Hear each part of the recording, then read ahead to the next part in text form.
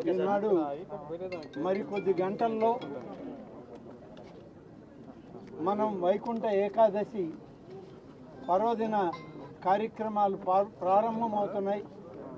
దేవదేవుని యొక్క ఆశీస్సుల కొరకు లక్షలాది మంది అన్ని ప్రాంతాల నుంచి ఇక్కడికి వస్తున్నటువంటి తరుణంలో ఇదొక దుస్సంఘటన ఇక్కడ జరిగింది.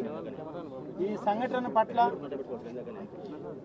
మన ముఖ్యమంత్రి శ్రీ చంద్రబాబు నాయుడు గారు ఆయన దిగ్భ్రాంతిని వ్యక్తం చేయడం, వారితో మరి భారత ప్రధానమంత్రి గారు కూడా వారి యొక్క బాధను వ్యక్తం చేయడం, ఉప ముఖ్యమంత్రి గారు కూడా వారి బాధను వ్యక్తం చేయడం, ఇవన్నీ కూడా చూడడం జరిగింది.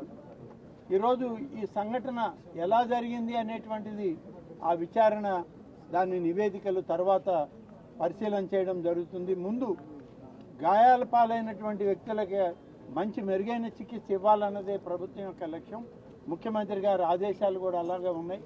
దాదాపు ఇప్పుడు చనిపోయినటువంటి కుటుంబాల్లో ఏ విధంగా అయితే వాళ్ళకి నష్టం జరిగిందో ఆ నష్టాన్ని మనుషులను అయితే తీసుకురాలేదు, కానీ ప్రభుత్వం ఆ కుటుంబాలను ఆదుకోవాలని చేసే ప్రయత్నంలో ఇప్పుడే మా రెవెన్యూ మంత్రి గారు ముఖ్యమంత్రి గారి ఆలోచనని ప్రకటించడం జరిగింది. ప్రతి చనిపోయినటువంటి వ్యక్తి కుటుంబానికి 25 లక్షల రూపాయలు ఎక్స్ గ్రేషియా కింద ఆ కుటుంబానికి చేర్చడానికి ఏర్పాట్లు చేయడం జరుగుతుంది. చనిపోయినటువంటి వాళ్ళు పోస్ట్ మార్టం పూర్తి కాగానే వాళ్ళ యొక్క బాడీస్ అన్నీ కూడా అంబులెన్సుల్లో ఒక అధికారిని ఇచ్చి ప్రత్యేకమైన వాహనాల్లో వాళ్ళ ప్రాంతాలకు పంపడం జరుగుతుంది. ఆంధ్రప్రదేశ్ రాష్ట్రంలో ఉన్నటువంటి వీళ్ళందరూ కూడా ఇంచుమించుగా 1-2 జిల్లాల నుంచి, విశాఖపట్నం, అనకాపల్లి ఆ ప్రాంతాల నుంచి ఉన్నారు. కాబట్టి ఆ జిల్లా కలెక్టర్లకు కూడా రెవెన్యూ మంత్రి గారు ఆదేశాలు ఇచ్చారు. అక్కడ కూడా ఉండి ఈ కుటుంబాలకి మరి అన్ని విధాలుగా తోడుగా ఉండాలని చెప్పి అక్కడ మా శాసనసభ్యులకి, మంత్రులకి అందరికి కూడా ఇప్పటికే ఆదేశాలు పంపడం జరిగింది.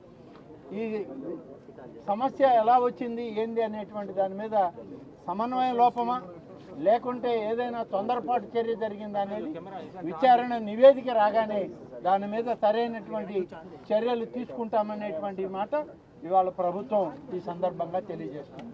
Thank you.